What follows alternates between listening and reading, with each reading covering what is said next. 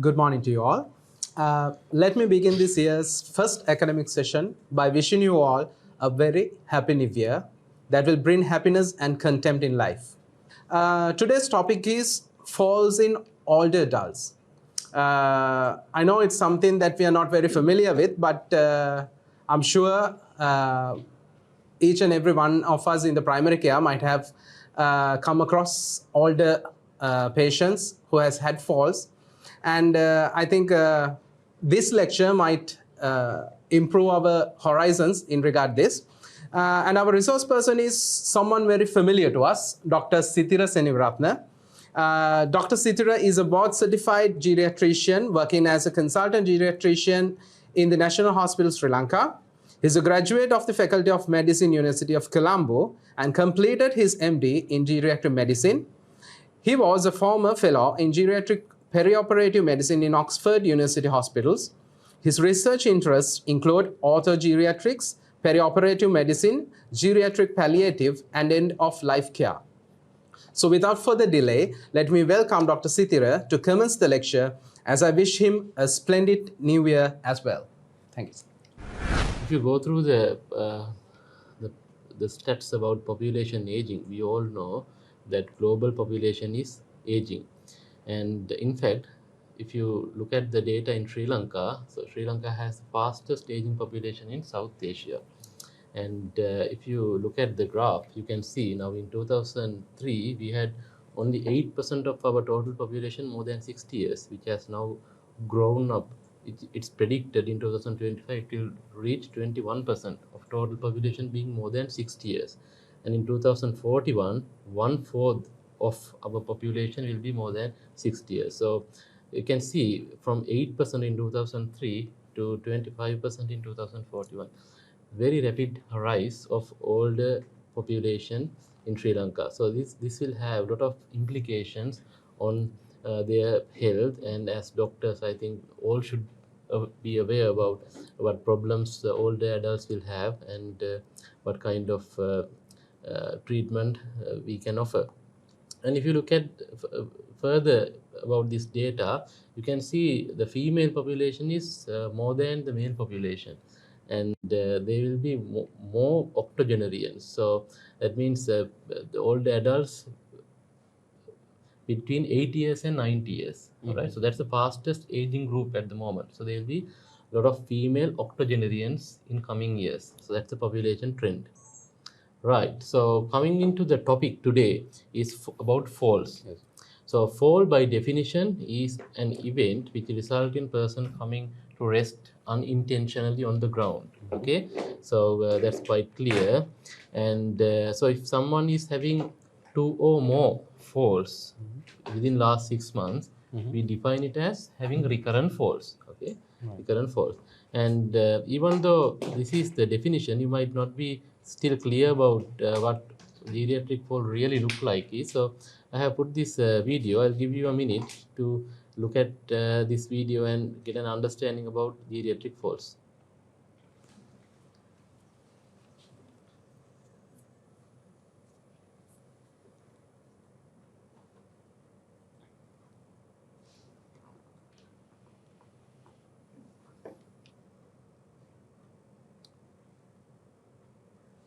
All right.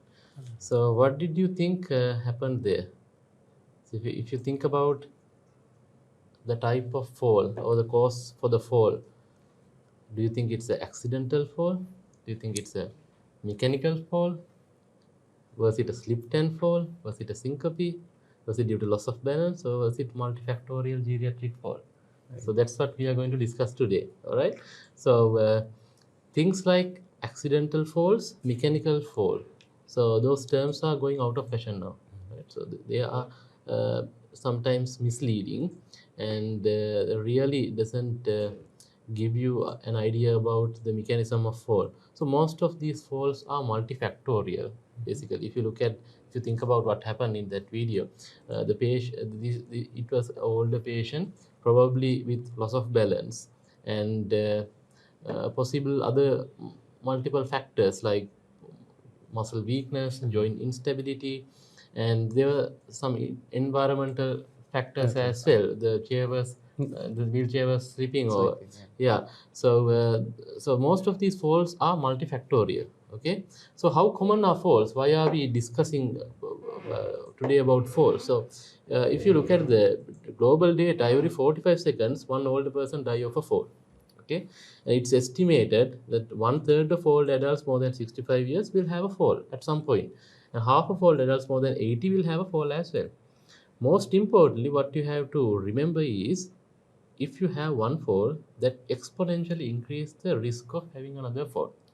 So people you see in your emergency department, in your outpatient clinic, who had a history of fall, are the people who are going to have another fall in subsequent weeks, months, and years to come. All right. So people who fall have an exponentially high risk of falling over again. So you have this window of opportunity, all right, to assess them comprehensively and take actions to prevent a fall. Okay. Just another reminder about the geriatric giants. I discussed this in my previous lecture as well. So falls is one geriatric giant, so together with instability, immobility, incontinence, impaired cognition, and iatrogenic illnesses. Right. So just as a start, I'm going to discuss about a case history.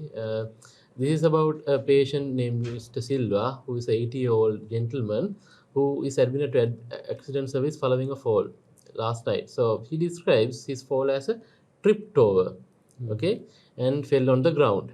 And as you can see, it was dark at that point, and he couldn't remember where he left the walking stick, and so decided to proceed without the walking stick. And he claims that he had some lightheadedness, which resulted in a fall. So after the fall, he got severe pain in the right hip, and he was unable to get up and decided to lie on the floor until help arrived in the morning. And in the accident service, he was found to have right side hip fracture. So unfortunately, this fall resulted in hip fracture. So today we are not going to discuss about hip fracture, but just to remind that falls can result in a lot of morbidity and mortality. If you think about the impact of falls, so there are physical and there are psychological consequences. All right, and this causes higher level of dependency and mortality, and uh, obviously high healthcare cost. Right. So thinking about the consequences of falls, if you look at the physical consequences, there will be simple skin tears, but there will be severe complications like internal bleeding, subdural hematomas, hip fracture, and then looking at the psychological consequences, most of these patients develop fear of falling, after having one fall. So that affect their level of mobility and subsequently lead to more deconditioning and more falls. All right, and increased dependency, related to depression, anxiety, loss of confidence, which result in social withdrawal. Okay, right. If you look at the hip fractures, so most of the hip fractures are due to falls. All right, so 90% of hip fractures are associated with falls. Right, and hip fracture in old adults are associated with high mortality. All right, if you look at the data from the developed countries, this mortality rate can change from 20% to 30% within 1 year after hip fracture. So we have limited data in our setting, but the mortality is in fact higher than those figures. So the high risk of dying if you have a fall and a hip fracture. That's why it's very important to prevent a fall. Right. So this is what I discussed. When you had a fall, what happens is you develop fear of falling, and this leads to lack of confidence and further restriction in daily activities, and leading to more dependence, more deconditioning, and this is the trajectory is downwards. This is called post-fall syndrome, and this is kind of a cycle. We call it fear of falling cycle. As I described earlier, fall resulting in fear of falling and less activity and decreased muscle strength and balance, and then increased risk of falling again. And if you don't intervene, this is going to be a downward trajectory, okay, resulting in more and more falls, ultimately resulting in hip fracture or some other complication. Right. So now if you think about the case history, the Mr. Pereira who who had a fall was lying on the floor until help arrived in the morning. So unfortunately, this could be the situation in most of our old adults who are living alone, right? And if you lie on the ground for more than 1 hour after a fall, we call it a long lie. What's the problem with a long lie? So if you have a long lie, there's a high risk of developing hypostatic pneumonia, pressure ulcers, rhabdomyolysis, and sometimes hypothermia. All right? So but this duration depends on the nature of the floor as well.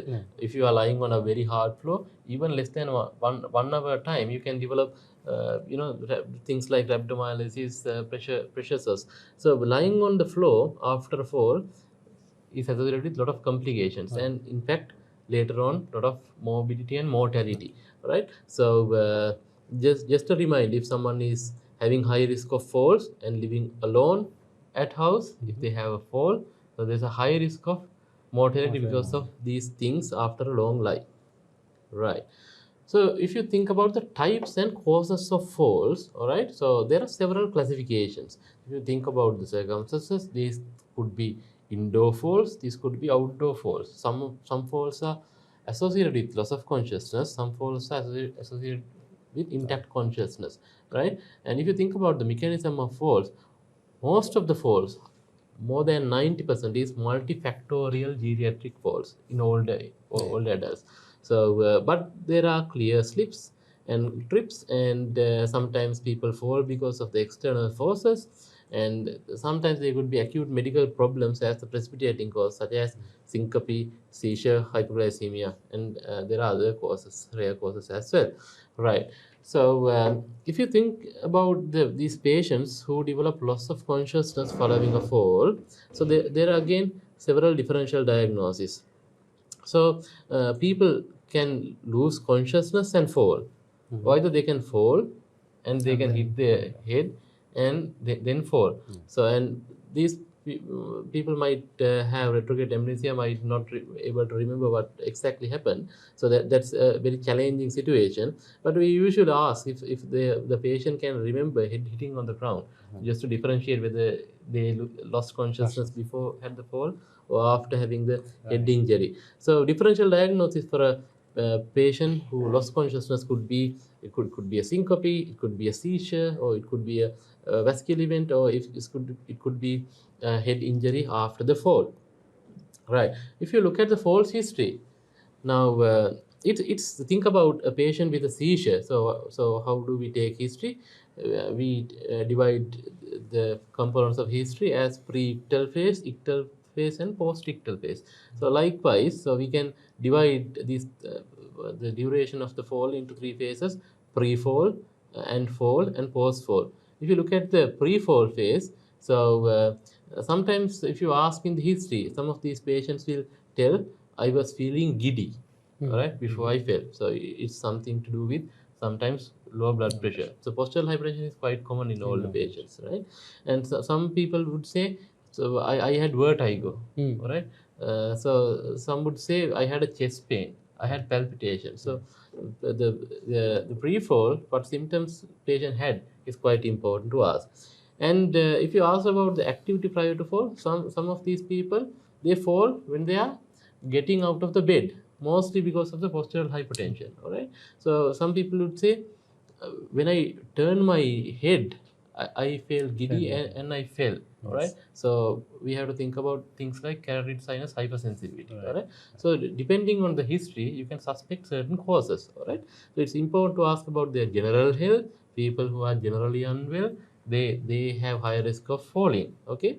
And if you think about the fall, so you have to elicit whether this is a fall with loss of consciousness or without loss of consciousness. And if the patient can't remember the mechanism of fall, it's better to have eyewitness, but not possible all the time. Yeah. And about the post fall, so whether the patient had symptoms of suggestive of a post-ictal drowsiness in case of a seizure, and whether they were oriented, and how were their mobility after the fall, and very important to three, whether they had a long lie, and get a detailed analysis of the injuries following the fall. Okay, right. And if you look at the false risk factors, I told that most of these falls are multifactorial. They are not due to a single medical reason. All right. So we can divide these factors into intrinsic factors, extrinsic factors, and situational factors. Okay.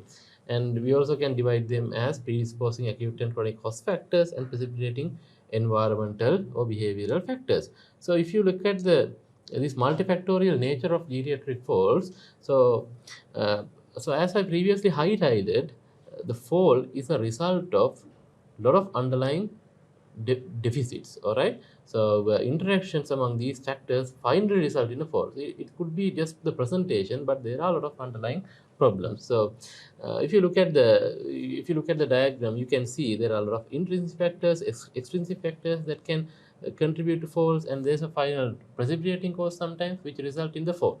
All right. So this is the usual nature.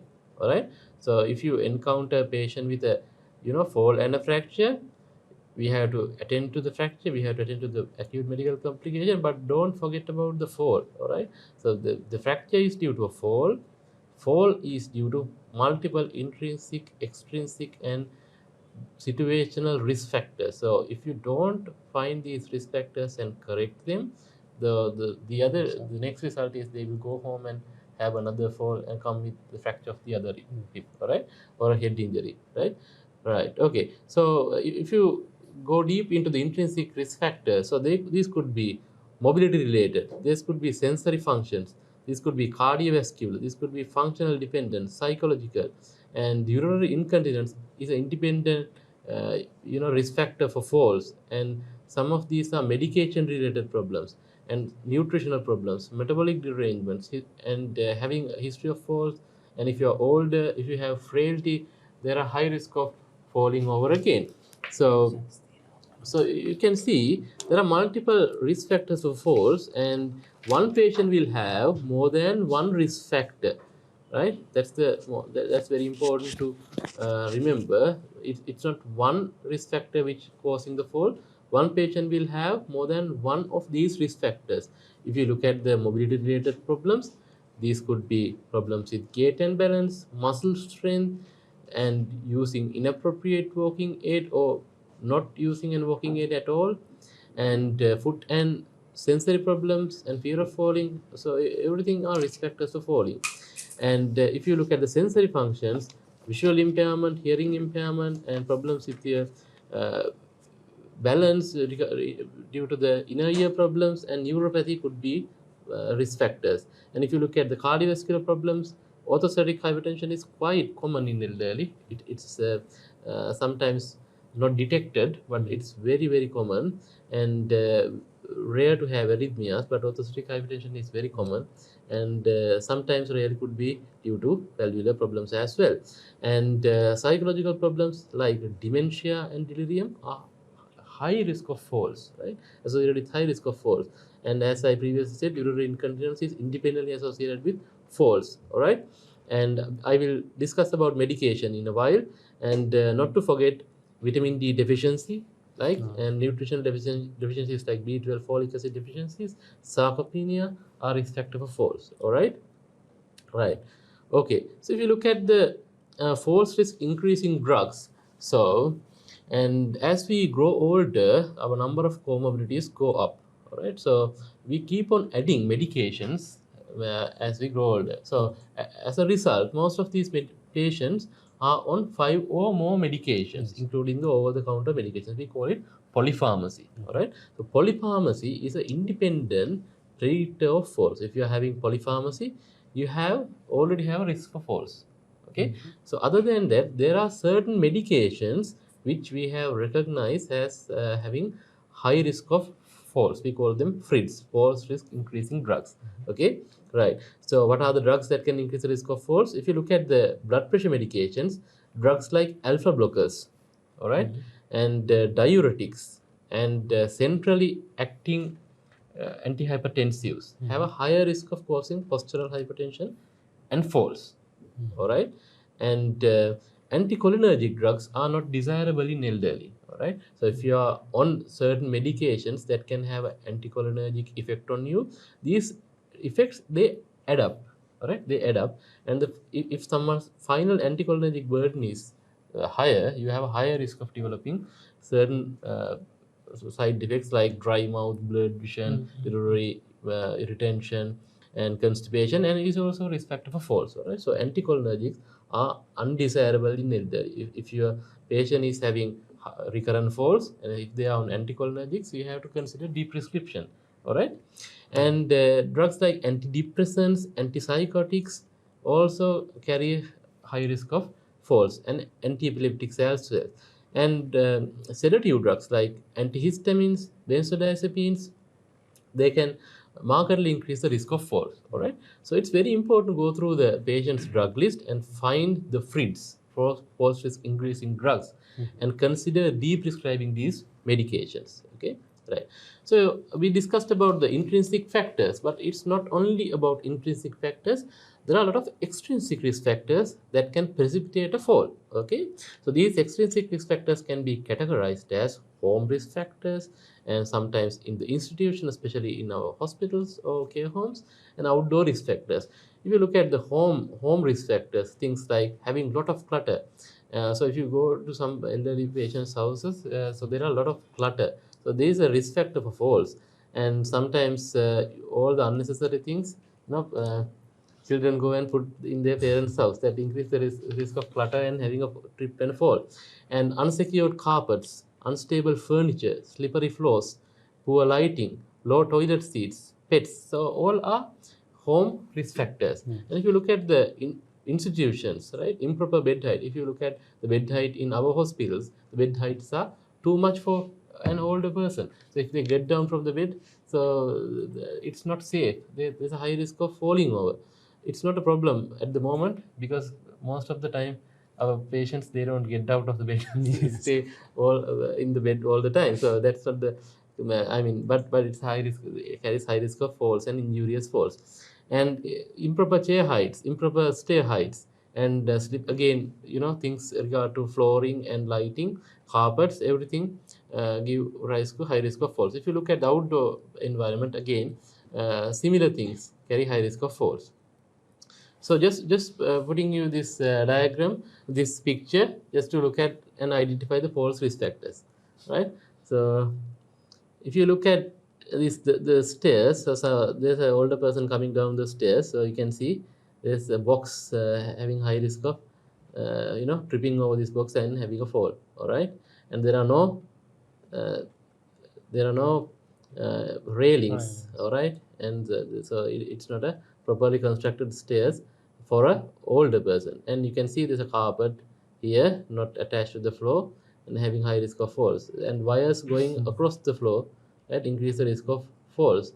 And you can see there are pets uh, everywhere, so can have, they can increase the risk of falls as well. So I mean, when you design a home environment for an older person, the first thing you have to think is this design safe for an older person? Some of these houses, I mean, might be very well, appropriate for a younger person, but when you grow older, you have to do certain modifications to avoid these extrinsic risk factors. Okay, right. Okay, so we discussed about intrinsic risk factors, extrinsic risk factors, and we are moving to situational risk factors. So there are things like lack of exercise. So if you are having, I discussed that if you are having falls, then you develop fear of falling, and then you become sedentary. So this lack of exercises leads to uh, sarcopenia. All right, and that increases the risk of falls again. All right, so lack of exercise is not a good thing for all adults. They should have regular physical exercises to prevent falls. And also, in the other hand, high risk activities, sometimes if you are falling over, right, falling over, if your balance is not good, certain activities like climbing a ladder might not be a good idea until you strengthen your muscles and balance. And so engaging in high risk activities can carry high risk of fall. Things like alcohol intake and inappropriate use of assistive device. If you're using a walking aid, that should be a prescribed walking aid. If it has uh, uh, if it is inappropriate, that can increase the risk of falls. And also the footwear and wearing things like glasses. The bifocal glasses carry high risk of falls in all adults. All right. So as you can see, the risk factors are complicated. Yes. Yeah. So there are multiple risk factors in one patient, right? So how do you assess all these factors? So, so there's a specific assessment tool geriatricians use. We call it a comprehensive geriatric assessment. All right? So these patients who present with a fall has underlying risk factors, and they need a comprehensive geriatric assessment and identify all the false risk factors and correct them to prevent a fall. Otherwise, it's very difficult to prevent a fall, right? Okay. The other important thing is, as I told you, so one patient can have multiple false risk factors. It's not only one risk factor leading to the fall. So certain studies have shown if you have multiple risk factors, your risk of falling exponentially increases. In this, in one study, uh, they have shown the one risk factor. If you have one risk factor, they had been about 27% of chance a person is falling. If you have four risk factors, it can increase up to 78%. So in one risk model, they saw these factors like muscle weakness, balance problems, and having more than four medications. If you have one risk factor, they were about 12% falls within the next year. If you have all three risk factors, there's a 100% chance that you will get a fall within next year, right? Right, okay. Now we have discussed about how common geriatric falls are. We have discussed about the multifactorial nature of the falls. We have discussed about the intrinsic, extrinsic, and situational risk factors for falls. All right. So I'll show you some videos, and so it's your time now to tell us what you think about the mechanism of these falls. All right.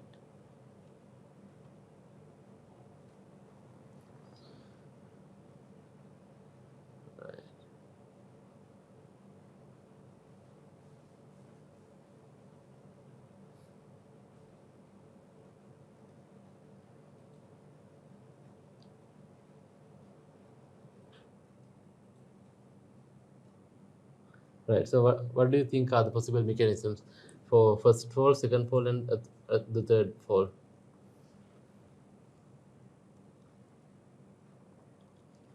First of all. Right. I think all these falls are multifactorial rather than due to a single reason. If you look at the first person who was trying to turn with the simmer frame, right, and there are obviously problems with their balance and possibly muscle weakness, and there are some other risk factors if you do a comprehensive geriatric assessment which result in the fall. So they might look like a clear slip or a trip, but they are not. They are multifactorial, right? Okay, let's move to the this one. Right, and this one. Right, so they looks like clear slips, aren't they? So there could be clear slips and trips, but most of these things are they are a little bit different from the previous falls, which were patients were more wobbly, Yes, yes. right? They had poor balance to start with, so they are multifactorial geriatric falls, and they could be clear slips and trips as well. Right. Let's move to the next slide. Right, what do you think about what is happening here?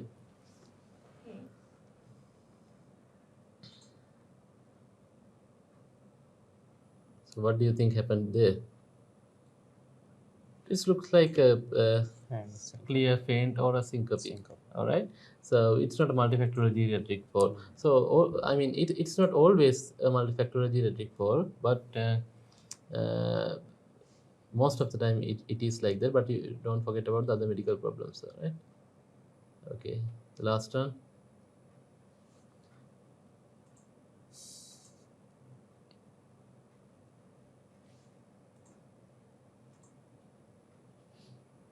Right. Okay. Right. Okay. So what do you think happened there? So there are environmental risk factors as well. Okay, and some of these elderly patients are they have problems with their vision, they have problems with their cognition. So it's not just accident, right? So there are multiple factors underneath that you have to identify. So when a patient presents with this kind of a fall, sometimes you might think focus on just the fracture, or the soft tissue injury or the head injury, and we might record that as a mechanical fall or accidental fall, which is a misnomer. All right. So this patient didn't fall because of accident. So she has obviously some problems with her vision or cognition. All right. That's why she tried to go in the escalator. Right. Okay. So so there are a lot of underlying problems. Right. Okay. Now let's talk about falls prevention. So we discussed about the multifactorial nature of falls, and we discussed that there are intrinsic risk factors, there are extrinsic risk factors, and there are situational risk factors. So identification of these risk factors are very important if you think about falls prevention. All right, and then think about minimizing these risk factors. Sometimes you need a multidisciplinary team to do that, and definitely need multifactorial interventions to prevent a fall. It's not easy business to prevent a fall, but if you sometimes you might not be able to 100% stop patients falling over, but you can definitely, by taking certain interventions, certain steps, you can definitely reduce the risk of falling. All right, and then remove precipient hazards. Right, and this could be patient focused, or these could be public health focused if you think about preventing falls in the community and in your institution. All right. Right, so let's discuss the case again to apply these principles and see how we can prevent a fall in patient who is having recurrent falls. All right, so this is about uh, a lady, Mrs. Pereira, who was admitted following a fall at home. She reports having 6 falls over last 6 months. So if you can remember the definition, 2 or more falls over last 6 months is called recurrent falls, and she had 3 falls over the last week. Right, and she thinks she tripped over a carpet. So these are the common complaints the elderly person will tell you. They will tell, "There's nothing problem with me. I just tripped over the carpet. I just slipped over the some slippery floor. All right, and my legs felt weak. My legs gave over. Right. So those are the common complaints. But you need to carefully by that. All right, and comprehensive assess these patients and see what are the risk factors. So she thinks she tripped over carpet in the bedroom while rushing to the bathroom. Okay, and she was not able to recall the circumstances of her previous falls, even though she had multiple falls. She lives with her daughter and stays alone during the daytime, and the daughter says that Mrs. Pereira has been prescribed a walking aid which she does not like to use. Right. So this is what is meant by the comprehensive geriatric assessment. All right. So if you look at the assessment now, she has in the past medical history, she has type 2 diabetes, high blood pressure, dyslipidemia, knee joint osteoarthritis, urge incontinence, insomnia, and glaucoma. So understandably, because she has multiple comorbidities, she is on multiple medications. So she is on 11 medications. All right, so even the things like eye drops are quite important. So she's on eye drops for glaucoma, so, and it's a beta blocker, so, and it increases the risk of falling. All right, so you have to add up everything. All right, and I told you now, she's, if somebody is having more than five or more medications, it's called polypharmacy. If you are on 10 or more medications, we call it extreme polypharmacy. This lady is having extreme polypharmacy, which is a independent risk factor for fall. If you look at the medications, so she is on multiple antihypertensives, right? So she is on amlodipine, benfluorethiazide, ramipril, and don't forget timolol is also a beta blocker. All right. So and her blood pressure is 110 by 80, which is not a safe blood pressure at this age. All right. So you target a higher blood pressure target for a person who is falling over 140/90. All right, will be all right. If somebody is very frail, we would go up sometimes 150 systole. All right, as a safe blood pressure. So if your blood pressure is less than 120, always you need to think in all the patients whether we need to de-prescribe antihypertensives. All right, and you can see the blood pressure drops to 90/70, and she has reported feeling giddy, right, when she get up from the bed. So there's clearly postural hypertension. So drugs like diuretics, all right, and sometimes AC inhibitors can result in postural hypertension. So think about de-prescribing these medications. And also drugs like amitriptyline, right, can, because it also blocks alpha receptors, it can also increase risk of having postural hypertension. All right, and going through the comprehensive geriatric assessment, when you assess the vision is impaired and hearing is impaired, and we performed the balance and mobility tests during comprehensive geriatric assessment, which revealed impaired balance and increased time up and go test. And she can't rise. She's finding difficult to rise from the sitting position, indicating possible lower body muscle strength, possibly due to sarcopenia. And when you do a cognitive assessment, the Montreal cognitive assessment is 20 out of 30, and she has multiple nutritional risk factors. And most importantly, you have to see whether the patient has high risk of fracture, because that's the next complication she's going to have. So she has high risk of major osteoporotic fracture risk and high risk of hip fracture. And she had early incontinence, and there's peripheral neuropathy. And the other important factor not to forget is she's living alone during the daytime, right? So high risk of, if she had a fall, high risk of a long lie, right?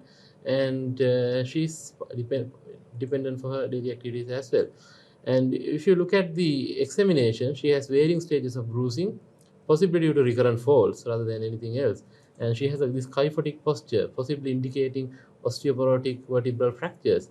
And she is on diuretics, and she is having marginally low electrolytes, too strict glycemic control. And at this stage, we would try to have a more lenient glycemic control, like HbA1c of 7.58% will be all right for her. And she had low hemoglobin, low vitamin D, which need to be corrected. And she has wedge fractures in the extra lumbar spine. So these are the routine things we would do. We will do a medication review, we will do a head to toe comprehensive geriatric assessment, and then basic investigations to see whether they have any correctable risk factor of falls. Right. So going through the history, now this patient had recurrent falls. So assessing a patient with recurrent falls is not simple. You can see there are a lot of things we need to focus on, right? Just not the fracture, all right? Not only the fracture, there are a lot of other things we have to look into. Right. Okay. Now, if you look at the falls risk factor in this patient, as we discussed, there are a lot of intrinsic factors, and there are a lot of extrinsic factors as well we identified in the history. But ideally, we need to do a home visit and see whether, what are the other correctable extrinsic factors, and then situational factors as well. So the fall happened as a combination of these risk factors, right? Not due to a single reason. So this is a typical multifactorial geriatric fall, all right? So not to forget, she is living alone and she has osteoporosis, all right? So these problems need some intervention to prevent undesirable consequences, all right? So going into the management of this patient, now if somebody is having a fall and having acute medical complication or injury, first priority is to attend to the acute injuries and medical complications, right? And if you suspect a seizure or a syncope, and that needs evaluation, right? And most of these patients, they are not having a seizure or syncope. It's the most common thing is a multifactorial geriatric fall, which needs a comprehensive geriatric assessment, and then multidimensional interventions to modify these risk factors. Sometimes we need a multidisciplinary team for that. All right. Yes. So for muscle strengthening exercises, we might need a physiotherapist on board, right? And these multifactorial geriatric falls need multidimensional interventions for risk factor modifications, all right? And sometimes we need involvement of multidisciplinary team for risk factor modification, all right? And we need to regularly review these patients. So, I mean, these risk factors are not going to be corrected within a short period. Sometimes we need to continue our management. We need to do nutritional interventions, balance training, and monitor these patients and review them about monitor their progress, all right? So and not to forget about treatment of osteoporosis, which is quite important in these patients. So this will be the window of opportunity to screen for osteoporosis opportunistically. And if there's osteoporosis, then you can treat and prevent another fracture, right? Fall surveillance is quite important if somebody is especially living alone at home, to alert their carer that they had a fall, okay? Right. So looking at the environmental modifications, I'm just showing some pictures from high resource settings. So these are not, impossible, so the handrails has to be installed actually, like most suitable in the both ways of the stairs, all right? And clear clutter from stairs and walkways is very important. And providing adequate lighting in corridors is quite important, especially if you could install a motion sensitive light. That will be quite useful. When the older person enters the corridor, the light lights up. All right, and look at these modifications. So if you have rugs or carpets, you can use slip resistant rubber backing, or you can use some velcro tapes to attach the carpet onto the floor. So these carpets should not be uh, hazardous. And looking at the kitchen modifications, the food dishes and cooking equipment should be in a desirable distance within reach. And if you look at the bathroom, all right, so most of these patients, sometimes they can't get up from lower bathroom seats, all right, lower commode seats, right? And you can use a commode seat raiser like this, all right, or you can also install grab bars, folding grab bars like this, right? Okay. And most important, the floor also should be non-slippery. Okay, so you can do some modifications in your living room, bedroom, kitchen, and bathroom to prevent falls. Okay, right. So looking at some other options, so these are anti-glide socks which can be used especially in hospital or institutional environments to prevent a fall. And so we talked about false surveillance. So these are some false surveillance instruments which we can use. So if you are having high risk of fall, so you can wear a false detector or a kind of a pendant alarm. When you fall, you just press the button, it will send an alert to your loved ones that you had a fall, so they can come quickly and give take you to the hospital. And so these are actually you can get from eBay, right? These are elderly falls detection devices. There are a lot of things actually which we can do for falls prevention and alert a patient when they have a fall. Right. So if you think about in-hospital falls, I'm sure you must have encountered one or two patients who had a fall while in the hospital. So hospital is not a safe environment for the patients. So if you look at these risk factors, there are a lot of patient risk factors and environmental risk factors which can contribute to falls. All right. Especially if someone is cognitively impaired, right? If you have wandering, there's a high risk of falls. All Yes. right. And things like postural hypertension, because most of these patients are on multiple antihypertensives, they are partially dehydrated when they are in the hospital. So they have very high risk of fall, and they are acutely deconditioned because of the acute illness. And the physical environment in the hospital, if you think about, are very complex and not elderly friendly. And the restraints can lead to injurious falls. And the hospital environment is full of clutter, and there's suboptimal lighting, and bed heights are not suited, and we don't have enough adaptations. So if you think about the environmental adaptation I have just discussed and compare with the hospital environment, and we don't have appropriate modifications, and this leads to the risk of in-hospital falls. Could be in walkways, could be in stairs, could be in wards. And so building awareness is quite important, which we are doing now. And identifying high risk patients is very important. If somebody is having wandering, somebody is cognitively impaired because of dementia or delirium, we need to monitor them quite frequently to prevent a fall, and focus on environmental modifications. And for high risk patients, we can use anti-glide socks and medication review, not to forget. Right. So if you think about prevention of falls uh, more widely in a community point of view, so there's a WHO falls prevention strategy where they discussed about three pillars. First thing is obviously building awareness, uh, awareness between the doctors and also the carers and patients. And pillar two is identification and assessment of risk factors, which we have just discussed. And it's important to uh, do community level screening for all adults, and see as a when they present to the medical clinic, opportunistic screening of these false risk factors and correcting them. wherever possible is quite important. And pillar 3 is to implement the realistic interventions, and we need national policies and funding. And even when we design our institutions, when we are designing our cities, they should be elderly friendly.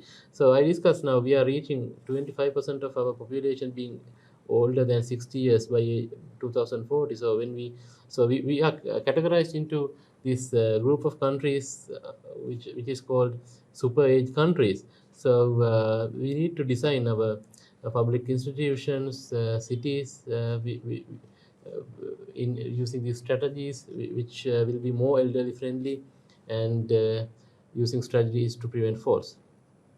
Right. So one slide about osteoporosis, because this is something which we forget to screen when somebody with falls presenting to you. Even after a person with fracture, sometimes we forget to assess osteoporosis and manage osteoporosis. So one of the complications of fall is getting a fracture. Right. So osteoporosis can first start with a Colles fracture. Sometimes people have vertebral fracture which go unnoticed. So then they can be multiple vertebral fractures. Ultimately, they can have a hip fracture. All right. So this is called osteoporotic journey. Right. So if you detect somebody at early stage of osteoporotic journey, uh, then treat for osteoporosis, and that will help to prevent a second fracture. Okay. The opportunistic screening is very important, especially in these patients who are having recurrent falls. As I said, if you have one fall, there's a high risk of having a second fall. So use that golden opportunity to screen for osteoporosis. And if you have osteoporosis and detect osteoporosis, treat osteoporosis. You might sometimes not be able to prevent a fall, right? But if you have started an osteoporotic treatment, you might be able to prevent a fracture. All right, so that's been shown statistically in other countries. So sometimes, even though you do multiple interventions, so the degree to which you can prevent a fall can be limited, but you can prevent a fracture. All right, so it's very important to screen for osteoporosis and treat osteoporosis.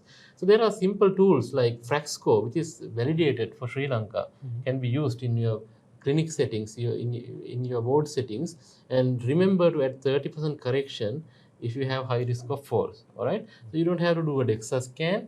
All right, you can do a Fraxco, and if Fraxco is more than the intervention threshold, you can treat for osteoporosis. All right, and there are some other scores like refracture score, fracture score, where you can incorporate the falls risk into the equation, but those are not validated to the Sri Lanka setting yet. And the other important investigation is DEXA scan. You can get an idea about the bone mineral density, right? But don't forget, bone mineral density is not the only risk factor for fracture. All right. So if somebody is having recurrent falls, right, and if they are having osteopenia in their scans, still there's a high risk of getting a fracture. All right.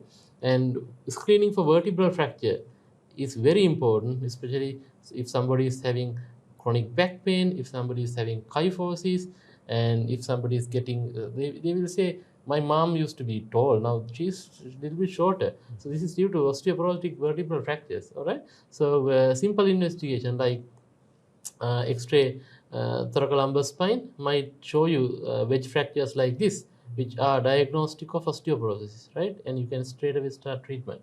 All right. Okay.